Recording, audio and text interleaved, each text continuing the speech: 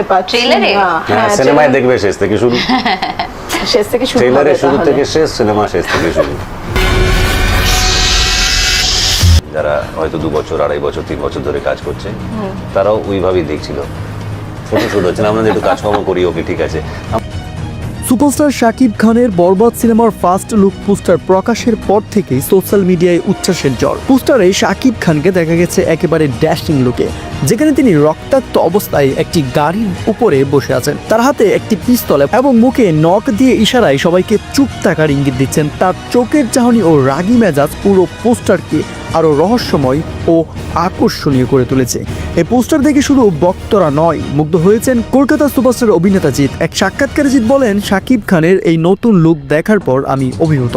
তার চেহারার অভিব্যক্তি এবং পোস্টারের ভায়োলেন্স স্টাইল যে কোনো আন্তর্জাতিক মানের সিনেমার মতোই।